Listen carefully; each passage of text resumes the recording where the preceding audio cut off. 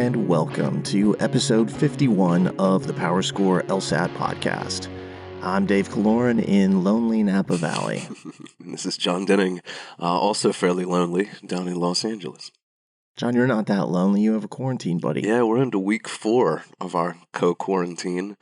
I can't seem to run her off. I don't know what I'm doing wrong. There must be something wrong with her if she hasn't left you by now. It's quite a lot, yeah.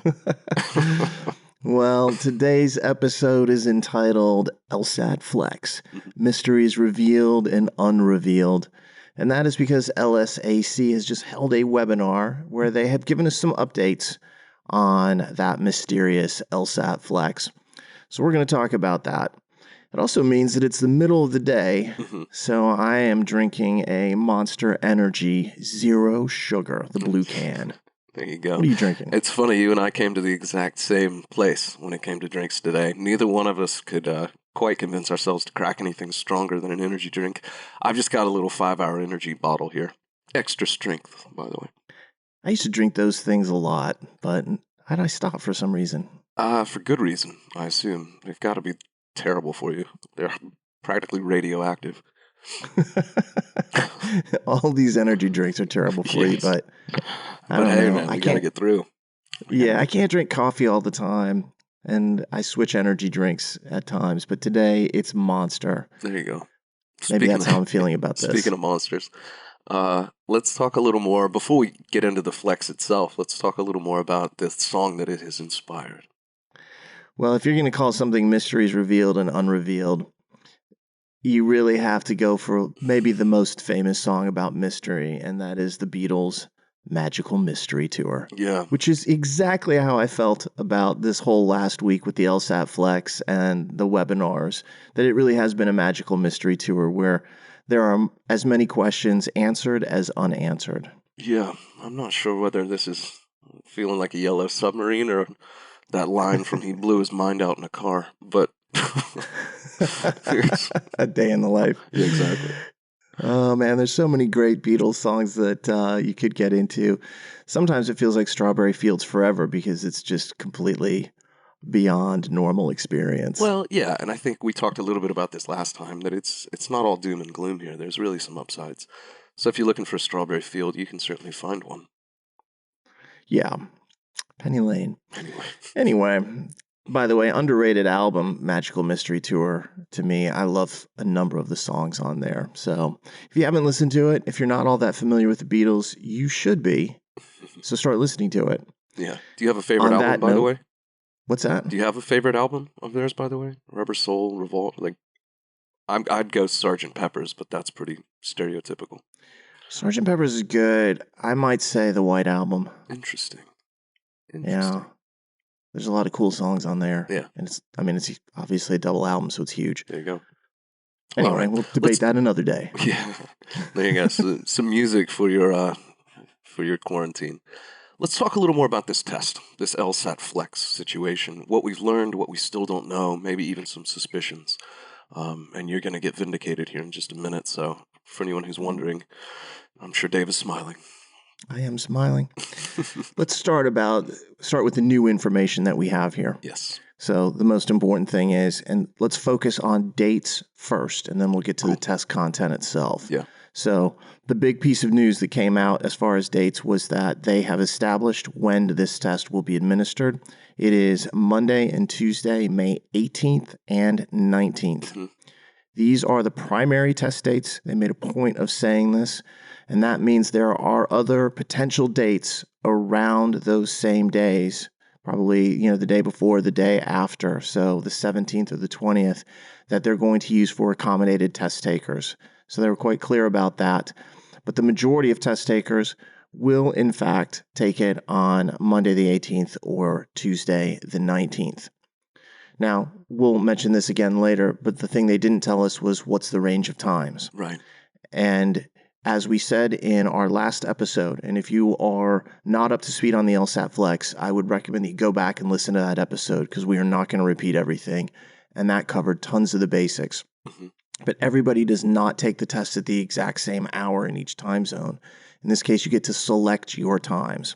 So the question I had was, well, what's the window? Mm-hmm. Is it 6 a.m. to 6 p.m.? Is it 24 hours? They have not answered that question. I have sent messages to them that I'll continue to check. They have promised me an answer. And they've been reasonably good about that, so credit to them. But right now, we don't know what options there are. You will get to choose your time if it's available, however. Yeah, it seems like that'll be the case. This also means, interestingly enough, 3 straight tests on weekdays. Yeah. LSAT-Flex in May, Monday, Tuesday. June, if they keep to the same date, is a Monday. And then July, I believe, is a Monday as well. Yes. Which, for some people, is wonderful. For others, I'm sure that presents an inconvenience. We'll see what they do about that. Well, the first thing I saw people having questions was not on Monday and Tuesday, really. Right. Again, I miss more work. Yeah. And that's one of the problems here is that all these weekday tests, even in our quarantine times, lots of people are still working from home. And it's kind of like, yeah, this is incredibly inconvenient unless you can take the test early in the morning or late at night, in which case it becomes still an issue, an annoyance perhaps, but less so. Yeah, it's hugely disruptive, though, not to be able to do one of these on a weekend, as, well, certain tests were meant to be. March and April, for instance. Yeah, exactly. They also talked a little bit today, as you know, about the score release, the turnaround time on this May Flex test. So whether you take it on the 18th or the 19th or at some point later into that week, all scores will come out by the same day, which I thought was an interesting way for them to phrase it. They didn't actually announce the release date. They announced the release deadline, which is Friday, June 5th. You and I picked up on the same thing there, which was I've already seen people say scores come out on June 5th. I'm like, that's not quite maybe how Kelly phrased it. Yeah. Yeah, she said by June 5th. They were quite clear about that. And if you've studied any LSAC questions, and I hope you have, you know that the language they use is important. Yes. So I think what that was a nod to the fact that they want to get it out sooner. And if they can, they will release scores sooner. So I think we're looking at a situation here where I feel like the likelihood is that it'll come out earlier than June 5th. I think, John, they had said that it was going to be 2 weeks. Yeah. That scores would come out. And the 5th is a little bit longer than 2 I think weeks. it's 17 to 18 days, depending on which date you take the test. So, yeah. Yeah, 2 comments on this. They also said that they would make announcements about May by April 10th. They did that sooner. So I know they're trying to prioritize speed here.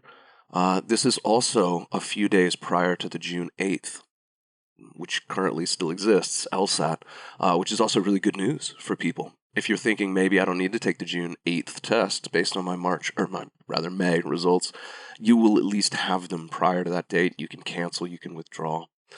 You won't get any money back, I don't think, at that point, although we'll see how they handle it. Yeah, you make a good point, though. At least you'll know if you're signed up for both of them what the situation is. Yeah. Now, the next date that they actually threw out there was about the deadline to opt into this test. So it was today, the day of this recording, which was April 15th, which is really weird because that's tax day. And I don't know that I haven't thought about taxes at all. Yeah, honestly, it's the last thing on my mind. It really is. But that deadline has been extended to Friday, April 17th at midnight. And there's some confusion over this, by the way. I have gotten messages from students who, when they went into their CAS account, discovered that they had to opt into this test. Whereas some of the language that LSAC has used has said you'll be automatically enrolled in it. But it appears they want some type of confirmation. So if you have not done so yet, just log into your LSAC account, go in there and take a look and make sure that there is not a form or a checkbox or something that is there that you need to actually address and respond to. Yes. Because I've had a few people literally be like, I didn't know I had to do that, and I'm glad I did. So just be aware of it. Yeah, it actually cuts both ways, interestingly enough. Some people, it seems, were automatically registered for this and maybe didn't want to take it. Others did want to take it and were told they would be automatically registered, but for whatever reason haven't been. So just go confirm for yourself with your LSAC account. Yeah, so much is happening so quickly that it's good to double check what your Yeah. situation is. And this isn't something where I feel like, oh, this is up for criticism. I appreciate the fact that they're trying to put this together quickly, and there are a lot of moving parts. And so I'm willing to grant them some patience and latitude here as For they sure. work everything out. Yeah, there's no blame in any of what I just said or you said. It's more just double check because there are some moving pieces that haven't been entirely consistent for everyone. One thing that has been consistent, and this was brought up many times today in their webinar, has to do with schools. How schools are treating this test, which we'll talk more about, but also the fact that a lot of them are extending deadlines to accommodate, really, these May test takers who they thought would have results out sooner, and now, of course, it'll be into June. Yeah. I believe one of the deans today was Dean Schroll of Miami, University of Miami. And she made a point of this, is like, look, we're being super flexible with this LSAT-Flex. We'll work with you. Yeah, and I think you're going to continue to see that, which is interesting as well. You saw one of the focuses, the foci, the emphases that they were talking about was, will schools accept this? And the deans that she had clearly had been versed on the way to kind of think about this test because they all adhered to a very, I thought, kind of a party line. They echoed each other's language quite a bit, which I found notable. Mm-hmm. And they were all very solid, like, we trust this test. They used the classic gold standard language that I've complained about previously. And basically said, we believe that this is just the same type of results as a regular LSAT, which is an aside. The reason I've complained about the gold standard is because I don't think too many people these days know what it is. It's an older term. Do I think that the LSAT is a gold standard for tests? I do. I've said many times how much I appreciate and am impressed by the psychometric department that makes this test there. I just don't like that description. So it feels old school to me, and I'm like, this is in this modern era. I want updated language. But regardless, they often echoed that idea that they are going to take it, that they feel like LSAC has proven that they know what they're doing with this test, and so that it is standard. I still say this about this. Talk to the schools that you're applying to. UNC, for example, is known that they've said, well, we don't know if we're going to take LSAT-Flex. And it's not so much apparently that they don't trust the results, it's that they have plenty of applicants, they had a bigger pool than normal, and their deadlines had passed. So they're like, we don't think we need it. And some schools may be in that situation. They may also change their mind because why not? Yeah, I don't understand why you wouldn't take it. Why would you not? You can get better credentials, better numbers, up your ranking, up your medians. I think we're going to hear some different tunes being sung here shortly. Yeah. And, it's UNC, so as a Duke grad, I can't take a whole lot of what they do seriously.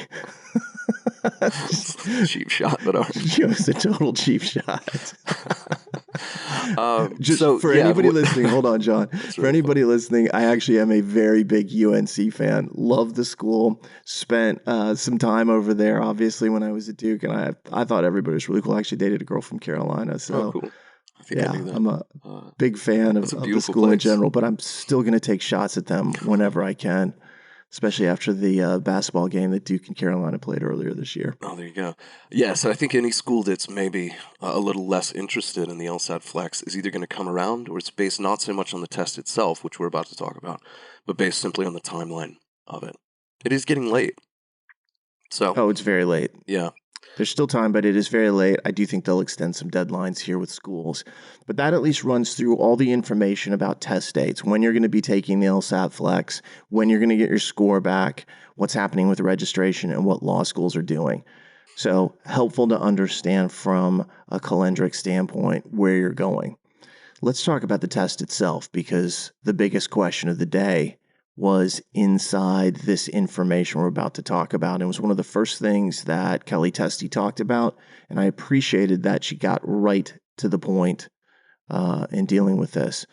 So how are they going to handle the weighting of logical reasoning as compared to the other sections, John? Yeah, outside of the score, the test dates and the score release and all that stuff, this to me was the most interesting thing. Certainly the one that I was most curious about. And unfortunately, I guessed wrong. You guessed right. They are going. So they've removed one of the logical reasoning sections. We've talked about that. It's going to be about a 75 question test as opposed to the typical 100 or so. I was under the impression, perhaps, perspective at least, that maybe they were going to double count logical reasoning to accord with what they've always done, which is to make your score half based on logical reasoning. But no. No, they're going to scale and score and weight every question the same. So logical reasoning is no longer half your score. It's now going to be about a third. Which was as I predicted. As you predicted. I know. I'll give you this one. And that was largely based on the fact that they've done this before. From 89 to 91, this was 3 scored sections, 1 of each. And they were longer sections back then. And we're not going to see that. These are 35-minute sections inside this exam. So that is something that in the comments I saw, I can't remember who it was that actually said that, but it was repeated several times. Yeah, I saw several of those today in the webinar too. So this is going to be essentially a proportional scaling adjustment. I ran through the latest test that was released in the scale, which was the November 2019 test as of this recording, and just did some calculations to maybe give people an impression as to what this might look like. So the median score, give or take, is about a 151, 152. In November, that was 58 or so questions out of 101. If you keep that ratio the same, out of 75 questions, that translates into about 43. Okay, so stop right there for a second, if you don't mind. Sure. So what you're talking about proportional is, all right, let's take the scaling that we had in November and essentially multiply it by 3/4, since we have 3/4 the number of questions. Yeah, a little less than 3/4 because there were 101 questions there, but your point stands. That's our rough idea of the way they'll do it. Is this the only way they could make scales? No. There are other ways for them to make scales, but we believe this is the most logical thing that they will do, is they'll just proportionally set it to what is, it's the closest to normal that they can get with a reduced number of questions. Yeah. Yeah. So, if you don't mind, repeat that one more time. If you're looking at a 151 or so, what 58 questions correct in November got you right to about the midpoint in terms of percentiles, in terms of score, 151, 152. That would simply translate, again, if you keep the ratio, the proportion the same, it would translate to about 43 questions right out of just 75. If you want to scale this up to where most people focus on scales, which is the 170, that was a 91 raw score in November out of 101. That translates to about 67 or 68 out of 75.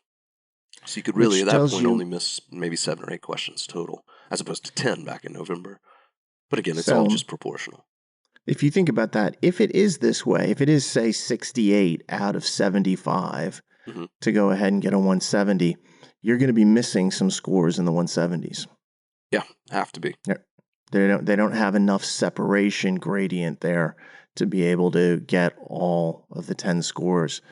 And you'll probably see that in the 120s as well. So is that unusual? No, they've done this before. In the adjustments they make to scales, you can go around and find tests that are missing a couple scores in the 170s. And I think that's what we're going to see here. So that by itself is not unusual, as Tom Jones would say. You like that old school reference? So that is true. You are going to see some scores lost. You're also going to see scores through the middle of the scale where a single question translates into a single point more often than it has typically. For instance, to go from a 151 to 152 in November, you had to get 2 more questions right. It was a 57 to a 59, I believe. Here, because there's just fewer raw scores, it's going to tighten things up in terms of the weight, the value of each individual question. Yeah, and I think that's, as we talk about the value of questions, we'll get into this a little bit more, but they made a couple of points about similarities and confirmed that each section will have roughly the same number of questions. And they didn't say it was going to be 25 each. I interpret this as they will likely have the usual 23 or so logic games, probably 25 logical reasoning, probably 26 or 27 reading Yeah. comprehension. That's how I read I it feel too. like Not that each section would have the same number, but that each section would be representative of what you're used to in terms of number. yeah, Yeah. roughly the same as it were. They also talked several times about question difficulty. Because there are fewer questions, the natural thought is maybe those questions will be harder. And they were clear that that was not the case. These are going to be standard LSAC questions, and the section difficulty should be typically the same as what you would see on a regular LSAT. So everything's the same, there's just fewer questions, and there's not that second LR section. Yeah. Still 35 minutes, still around 25 questions per section.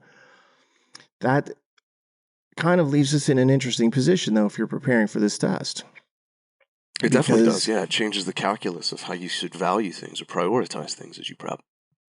Yeah, and you may have seen in the comments, I'm sure you did, that a lot of people were like, how can you do this? It's not the same test. Mm-hmm.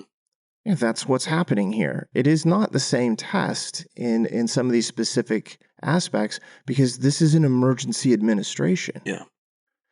Those of you who are like, well, that's not fair, I don't disagree with you. I understand that. But this is also something that they feel that psychometrically, all right, the way the test is made, they can have the results be equivalent to a regular LSAT in terms of what they are doing. And without us seeing those studies and the knowledge they have, we can't really say. I can't look at it. Do I think that it changes what's happening and that's unfair for students who've been studying for months for this? I do. I'm not going to. There's a number of people who said to me, it's not fair. I'm like, look, I hear you, man. Yeah. I don't disagree with you. I just don't know what to do with that information. Okay, it's unfair. I can't change it. None of us can change it. It's going to happen. It's going to go forward. So we just have to accept it. Yeah. But what it means for people who are studying is that automatically logical reasoning has become proportionally less important. And logic games and reading comprehension have become more important because they're filling that space. Yeah, the collective skill set simply being weighed differently, which, again, it changes, as I said before, the calculus. Not only the calculus of how results are going to be determined or who's benefiting versus punished, but also what it is that you should essentially prioritize as you continue to prep. As I said, logical reasoning has become less important, despite the fact that I think it's probably still the most important set of skills. That's my opinion. I agree with you. Yeah. So the question I was getting, even as this was being announced, and I was kind of like live tweeting a few of the aspects of it, was, okay, if I'm great at logical reasoning, should I not take this test? Well, how good are you at logic games and reading comprehension as well? That figures into it. If you're terrible at logic games, like just abysmally bad, and you're fantastic at LR and you're reading comps in the middle, it shouldn't be, number one. But if it is, this isn't really your test. Yeah. If you're great at logic games and reading comprehension and LR kind of always is the thing that's lagging, this is a little bit more towards your strength if they use the score conversion that we talked about earlier. This becomes a gift, to be sure. Now, does that provably push you towards taking it or not taking it? No, you're going to have to make a personal assessment here as to how you feel about it. It was funny. I was looking at some of the comments, and interestingly enough, when you got into the Q&A, there were two things that I thought were really notable about it. And the first thing was that they took away the live stream of comments that you could post to the attendees. Yeah. So last time there were hundreds and hundreds of comments, and I feel like they said to themselves, yeah, we're not going to deal with that because people were getting mad about the weighting of the LR and so forth. So they put it into a Q&A section. But I did notice that they had at least 4 LSAC employees there answering questions. So they were taking it seriously. Like they had a force out. And I got communications from LSAC prior to the start of the seminar that said, if you have questions, let us know. We want to get answers to the candidates here. So they put the full court press on this and treated it like they knew they were being watched. And they were. They were.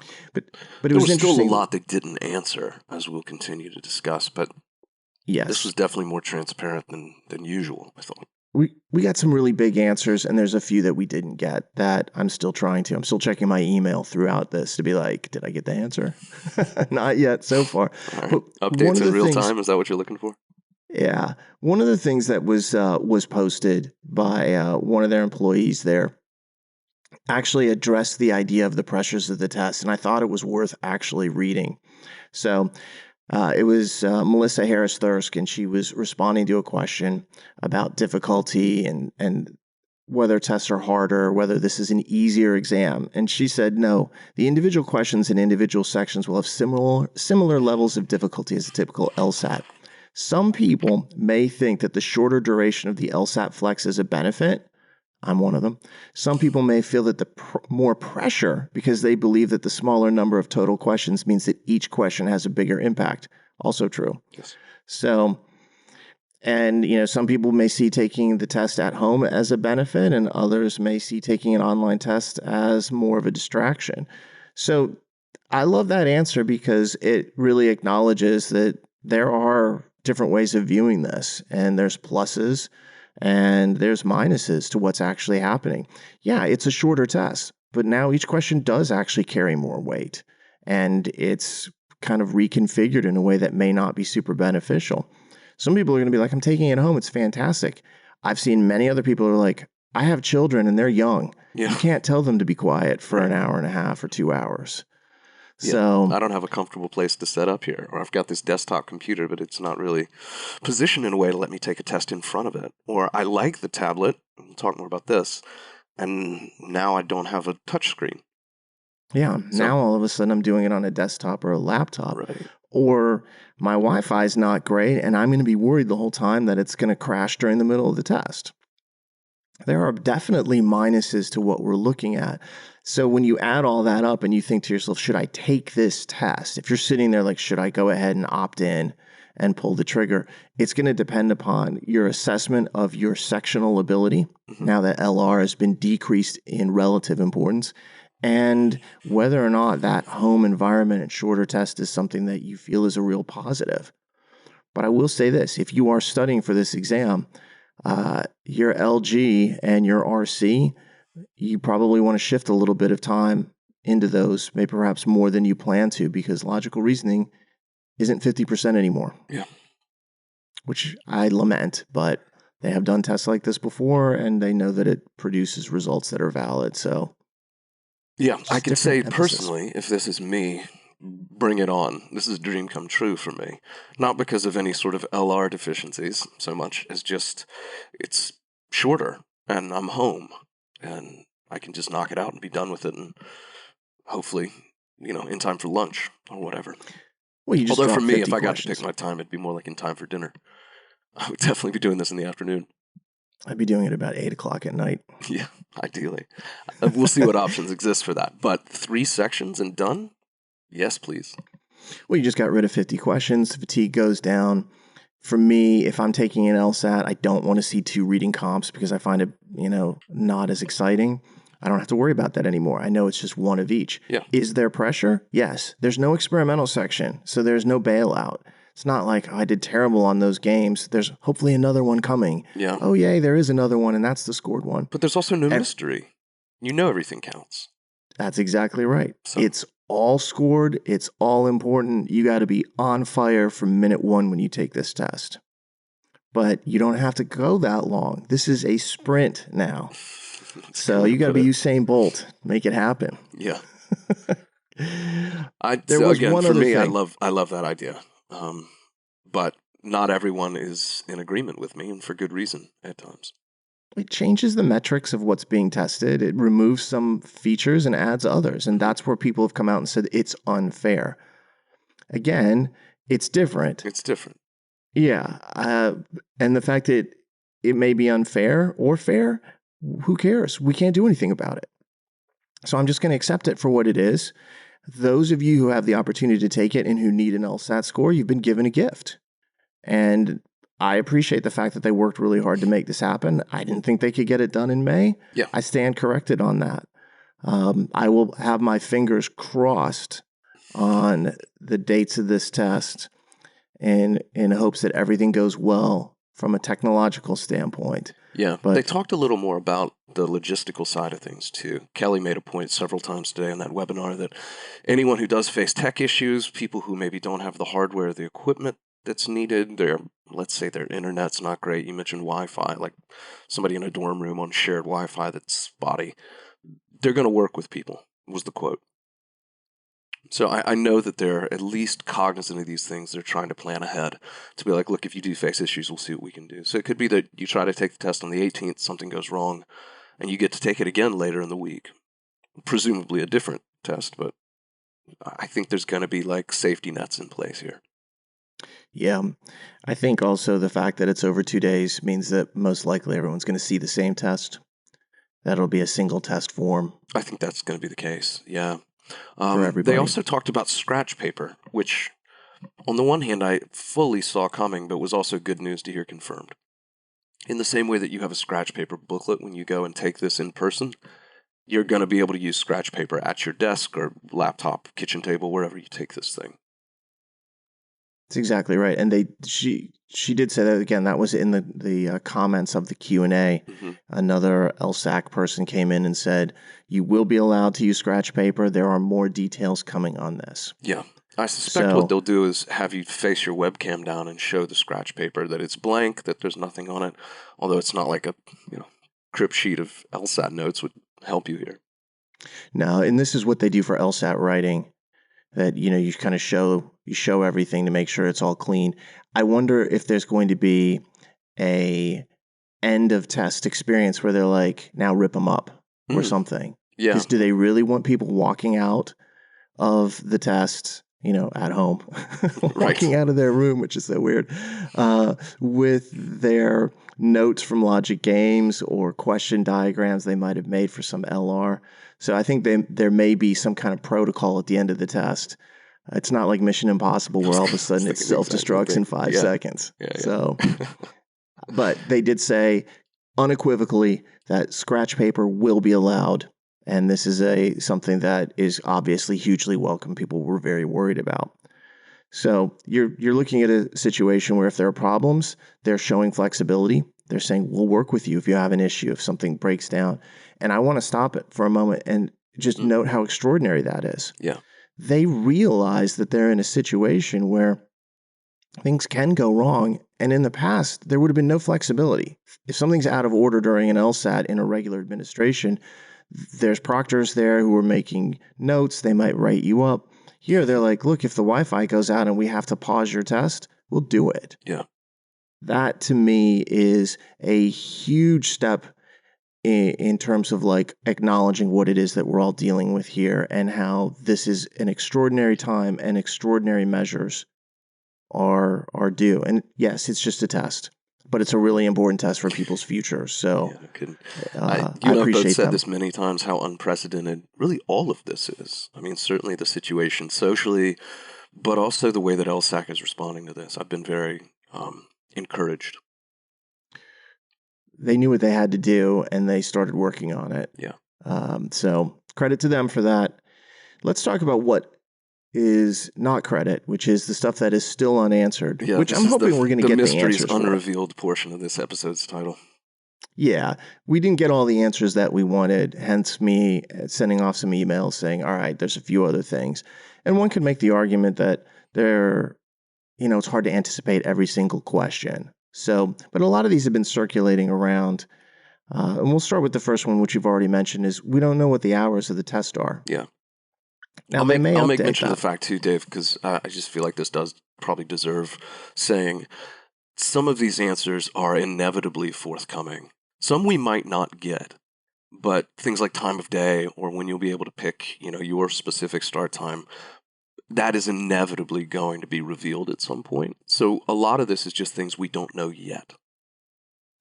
Yeah, and interestingly enough, I've been waiting for them to do this, and they posted it while we're on air. They have posted the blog that has the so-called top 10 questions. I was waiting for that too. Yeah, it doesn't address any of the complaints that, or the questions that we have asked here. It's a lot of like, is this valid? Will law schools use it? Right. There's So I think we're probably good with what we're talking about, but that's how cutting edge this is right now. This is how late breaking the news is. We're actually talking about it and they're still posting information. Yeah, very much in real time right now. So we don't Better know. check my email to make sure I didn't get the email that I needed here. Yeah, keep refreshing. So yeah, we don't know when you'll be able to take the test on those 2 days, or what other days that week accommodated people might get, but we will find that out eventually. That's exactly right. One of the questions that I saw today, I'm sure you caught it too, had to do with section orders. We know there's only 3 scored sections, and that's the whole test. But people were asking, is everyone going to have the exact same section order? Is it going to be mixed up? Yeah, and I think that's born out of questions over the LSAT Prep Plus. Mm-hmm. All the tests on that system appear to be in the same exact order with like logic games is first. So every exam appears the same, which I find to be an odd decision because they released those tests and it wasn't like that. Mm-hmm. So the paper version and the version that everybody's comfortable with, some tests had logic games first, but many didn't. In fact, and so the question came up here. Most didn't, statistically. Yes. Yeah. But still, many. Most, right. What I said wasn't wrong, John. Yeah. You just have to be more specific. I did. But the fact of the matter is the section orders of the old paper tests, even the digital tests they've been offering so far, certainly the ones that we offer, the licensed test, are widely variable in terms of what you get, 1 through 4. Apparently all of the tests, as they've reconstituted them into their digital system, have been put into a consistent form, consistent order. And so the question here naturally is, will this test be the same? Are we going to see logic games as the first section, for instance? I don't think so. I'd be a little surprised by that too. Yeah. That's the sort of thing they're not going to tell you in advance. No, that is never going to be answered. So I would tell people, don't assume that you're going to have games first or any given section. If your friend took the test early in the day and had a reading comp first, maybe you'll have reading comp first, but I wouldn't say that that's a guarantee of that. Yeah. The uncertainty of what you start with, what happens, is part of the exam. And yes, it is a roulette wheel. I've talked a lot about how the LSAT is a casino to me in certain elements. This is certainly one of those where I would expect them to adhere to the past ordering of the sections. There is a counter argument, though. One of the reasons they have the ordering of the sections move around is because of cheating. Yeah. People looking around the room and seeing, oh, that guy's working on reading comp, so am I. All right. He looks smart. I'm going to choose A as well. Yeah. I think I just saw him bubble C. Yeah. I'm going to choose C, that kind of thing. We don't have that problem here. You can't see other test takers because you should be the only person in the room. So, there is a counter argument there. I do think they'll mix it up, but if somebody came back and said, nope, I started with games and everybody I know started with games, so be it. Yeah, I wouldn't be overly shocked by that, although it wouldn't be speaking of LSAC casinos, it wouldn't be my bet, I don't think. Yeah, I would be surprised if they did that, but not like jaw dropped, that kind of thing. What else don't we know at this point? Well, they did talk a number of times about people who were enrolled originally in March or April and then jumped to a later test. And initially they had implied, hey, if you contact us, we'll take care of it. And then there was some word that, well, I told them I wanted to do this, and then they said they had to send it to a committee. I saw more language that was like, we will help you move to this test, which suggests to me that the numbers aren't so overwhelming yet that they feel like they can't add people to it. Yeah, these would be people who maybe canceled their April date due to concerns, justifiable concerns, and jumped to the next test with one later. I know people who were scheduled for April that are like, I'm just going to wait for September. I don't have to apply this fall, or I don't have to start this fall. And then you've got these people who now have a May test date they'd like to take, but weren't necessarily registered in a way that would have automatically transferred them to it. So we talked about this a little bit last time. My impression has been and remains that LSAC is going to let these people from June, July, September, whatever, June, July, August, I guess, jump back into this May test if they request it. It does seem to have to go through committee, though, which is weird to me. You're talking about people who were originally registered for April or March and April. Canceled people who moved to a later date. Yeah. Right. Yeah, if you just had registered for June from the outset, they're not going to let you move back to this test. You don't qualify. But the cancels from March and April should qualify regardless of any future test dates they had originally opted for before May Flex was a thing. Yeah, that's what I took away from the Yeah. language I was seeing as well. They're going to try to move those people into the May test. They did not address anything about international test takers, and it's starting to look to me that international test takers from March who were canceled on are out of luck. Yeah, I'm getting that same impression too. I don't think they're going to run May Flex in, Asia, for instance. Yeah, that's one group that there were questions about, and I think last time we talked about accommodated test takers as well. And as I'd said previously, on their website, they said, look, if you had an accommodation, it's going to be taken care of. The only group that was kind of unknown, and this again came up on the chat again that we saw, and it's come up consistently, was the paper-based, and the paper-based accommodation testers, and they seem to imply that some of the dates around that they are working with them individually to make that happen. But they were very clear, and I've now seen it in print, if you had an accommodation for that April test, you will get that accommodation for the May test. Which So that was part of their initial. Exactly. The vast majority of people, that's going to be a time-based thing, but Yeah. That was part of their initial communication, and they've but they followed up. I don't even know if they've clarified it, but they've just reiterated that again. So it looks like the international test takers are the one group that is kind of left out in the cold here. Yeah. Sucks. I'm curious to see how they administer the paper-based test. Are they going to have you mail your Scantron sheet in? Because that seems hugely risky. Not so much the mailing part, but just the fact that you have access to it off camera. Are they going to have you scan it afterwards? Like actually point the camera down and take a picture? How's that going to work?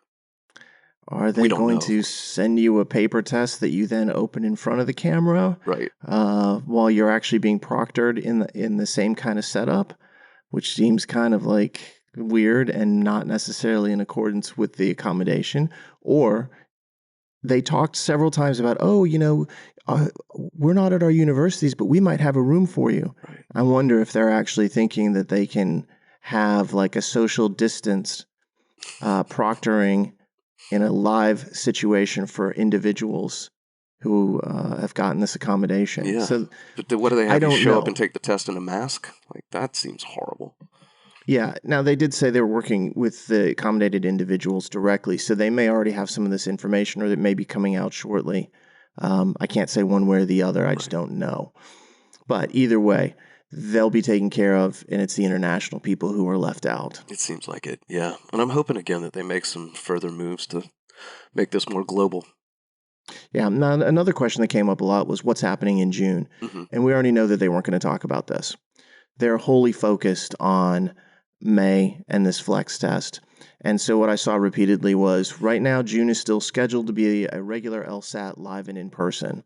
And then, of course, it's on June 8th, and some states have June 10th stay-at-home orders. Mm-hmm. And so they just didn't address that. And what this is the equivalent of punting. They're like, we're kicking that ball down the road. We will address this later. We have bigger fish to fry first. Yeah. And we're focused on that. And I don't find that unreasonable in the least. I'm like, I don't need an answer on June right this minute.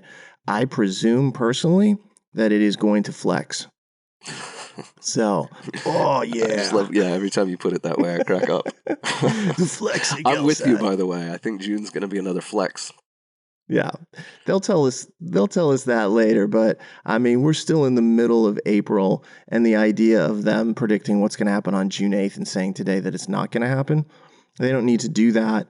There's no pressure on them to do that. They've got other things to deal with. Yeah, so. There are also international tests at the end of June, I think 27th and 28th, that weekend. No word on those yet either, although given the international situation right now, I'd really love to think that they can pull it off. I'd love to see that. My presumption on international test takers at the end of June is that if they cannot take it in person, that they will flex them. They'll have had enough prep time and have put the plan in place. So they'll be like, we're going to flex you and make sure that you don't miss out on a couple of tests here. Yeah. Over a period of months and months. I'm with you. Maybe out for like 6 months. A worldwide flex. World flex. Yeah. Global flex. They talked a little about hardware today, too, which I found interesting, given the way that they've been administering this digital test since last July. which is to say it's always been on a tablet for people taking a digital exam. And yet it doesn't seem like tablets are going to be supported for at-home testing. They will not be. No. This is laptop, desktop, and that's part of the function or lack of functionality of ProctorU, Yeah. is my understanding. Yeah, I think that's exactly it. There's no iPad Flex.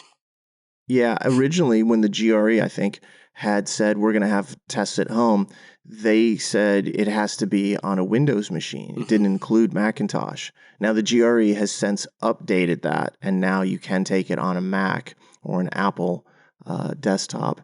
And that might have been because LSAC came right out and said, yeah, it's going to be on a Mac as well. So it might have forced ProctorU to adjust, which they needed to do. If you don't have the ability to deal with Macs in a college situation, something's wrong. Yeah, something's very wrong. But a lot of people have complained about this point, though, because they're like, I like doing this on a touch screen. I like using my finger. And now I've got to reach back and forth between a pencil and a trackpad or a pencil and a mouse. Mm-hmm. And that's definitely another challenge to this. Yeah, from a practice standpoint, obviously any practice test that you can take on a digital interface on a desktop or a laptop is going to give you a sense of how this actually works. So for example, the digital tests that we have, we give a really good example of it. And I've reached out to LSAC and said, do you guys mind if we make 3-section tests? And I'll make an aside. We don't often talk about this, but in the licenses that every company has signed, it says quite explicitly, you can't make your own LSAT. You can't like switch sections in and out unless it's for the 5th experimental section. Right. You can add a 5th section, but you must present LSATs when they're done as tests as full 4-section tests. You can't kind of like make your own. You can't take out question 24 and add a new one. So one of the questions that came up immediately is from students was like, well, do you have 3-section tests? Right. And I had to say, honestly, we don't have them yet. We can do them very quickly. We know exactly how to do it. The problem that we have is we technically aren't allowed to do so. Yeah, we need to get permission. Yeah, we need to get permission from it. So anybody out there, we're hoping to have that relatively soon. And the initial response that I got to that question was positive. Yeah. Like, that sounds like a good idea. I'm like, it is a good idea. It would help students to feel a little bit more like, all right, that's what the test would feel like, 3 sections in a row. You can still get that. You can sit down on our interface right now and take the first 3 sections and basically be fine. Or if you come across a second LR, skip through it. Right. There are ways to kind of like jury rig this to make it work, but we're hoping to have something relatively soon that would allow us to do that. But I need to get their permission first before we're allowed to. Yeah. Which is, it's the way things go, unfortunately. This is all still in flux. It's also very new. Yeah, but the takeaway is no iPad, no tablet. Yeah, so if you're used to doing this on your, Surface Pro, which is what they tend to use for the real thing, or your iPad, find a different way to practice, because that's not going to be your test day in May. No, in fact, get a desktop or a laptop, hopefully. And if you don't have one, they have said they will work with you on hardware issues. So if you don't have one, and that's completely understandable, get in contact with them ASAP and see what they can do for you. Yeah. There's some other things with the proctoring software that I found interesting. Sorry to cut you off there. No. I was actually asking you this question, so hit it. Okay, ask. Well, what's the next thing? Well said. There's still a little bit of uncertainty. Some of this I think I know, but some of it I don't, as to what basically is allowed. For instance, one of the questions that I've gotten a lot, and I'm sure you have too, are people saying, like, will I be allowed to read content out loud as I go through this test? Yeah. Which I actually get. I like to read out loud sometimes, to my quarantine partner's annoyance. But I think the answer to that has to be no. I don't think you're going to be able to make any real noise during this. Yeah, the big thing you have is the people who kind of whisper read, where they're going through it and they're like talking to themselves more or less. Yeah. I think if it's really low, it probably won't be an issue. If you are clearly enunciating the content of the question, the mayor of Plainsville says, Yeah. and then you're like, okay, that's probably going to be a violation. But if you're like very softly to yourself, I don't think it would be an issue. There's been tons of questions about the proctoring protocols. The kids, people walking in, power that, and we've addressed some of that. They said they're going to work with you on that. One of the questions that came up in relation to that is, well, I live in a really noisy area, or my roommates are loud, or my kids are loud. Can I wear earplugs? I don't believe they're going to allow this. We'll let them clarify it, but I believe that the security aspect of that would be concerning to them. So I doubt it severely. I don't know that that's going to be a way to actually mitigate some of the noise problems that people have. Yeah, I think this is going to look a lot like the in-person protocols, which is to say no hoodies, no earplugs, that kind of thing. Yeah. So unfortunate if that does turn out to be the case, because those of you who use earplugs, I completely understand it. I'll do it at times when I'm working or I just need silence. So the thing that they will say is you're not allowed to do it during a regular LSAT, so you're not allowed to do it during this home LSAT. We're not just going to randomly add that feature. I think that's the way they'd take it. Yeah, I think that's going to be exactly right. I guess worst case, as much as it's possible, is maybe you could find a different place to take the test if there's a lot of ambient noise around your house. But even that's tricky these days, isn't it? It's not like you You're can not exactly supposed to go to a leave. public library or something. Yeah, none of those options are really available. I think that's where, people are, the first thought is, well, you can just, no, you can't. You can stop that sentence right there, because usually those options don't exist. I think it was the dean from Miami who was like, well, we have room at our university, even though we're not here.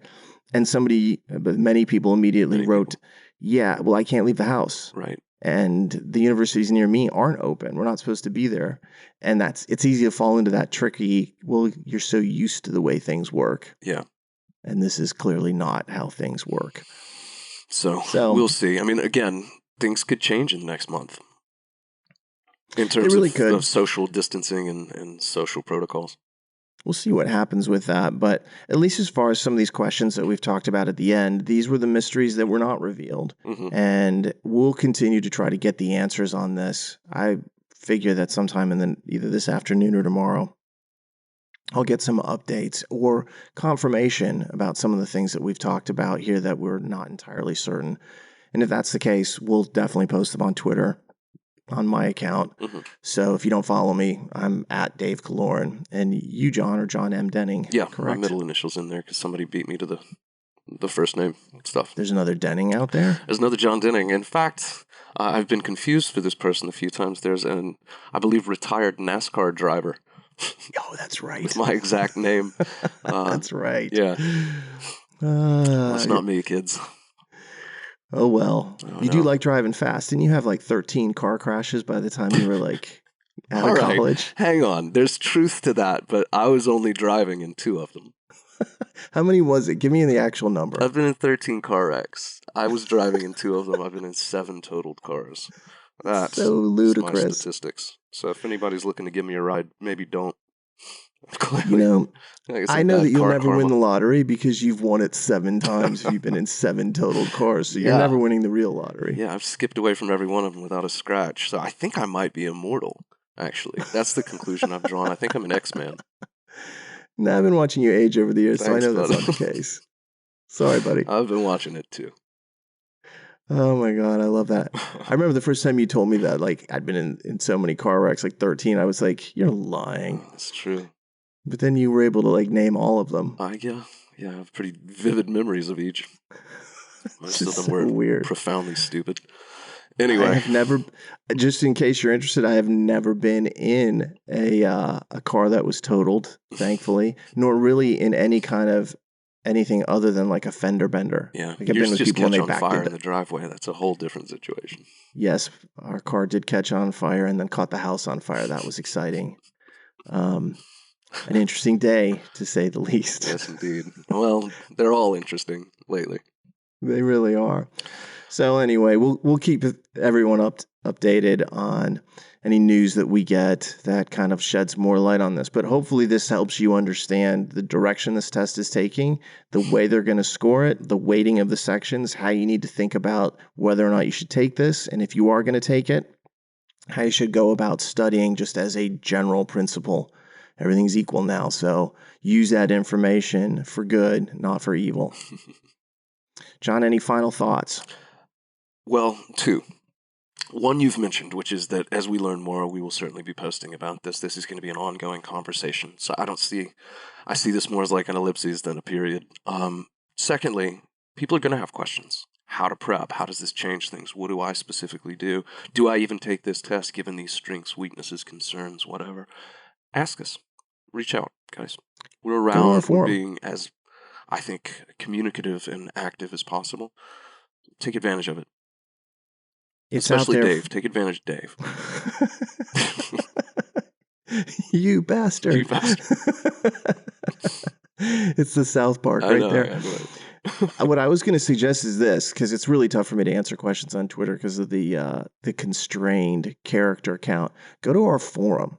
Our LSAT discussion forum is pretty lively. There's questions being asked constantly, not just about specific LSAT questions, but also study techniques, the strategies and methods that we use and advocate, and then general questions about like, what do I do about LSAT-Flex, or is this a good decision? So Jon and I will roll through there and answer questions, and also we have other instructors that are there on a regular basis answering questions. So come hit us there. That's actually my preferred place to take questions overall, just because everybody can read it and it memorializes it in a place that it kind of makes sense versus Twitter where it disappears within 30 minutes. Great point. So, all right, I think that's it for us. As Jon said, we'll continue to update this. This is not an closed sentence. This is going to continue running on for a while, and there'll be more questions, and we'll learn more about it. So hopefully this has been a help to you. If you do get a chance, please subscribe to our podcast on iTunes, Spotify, or YouTube. Give us a rating. It better be 5 stars. And if you have any questions, you can either go to the forum or you can send those to lsatpodcast@powerscore.com. On behalf of Jon and myself, we appreciate you listening. Stay safe out there. Have a great week.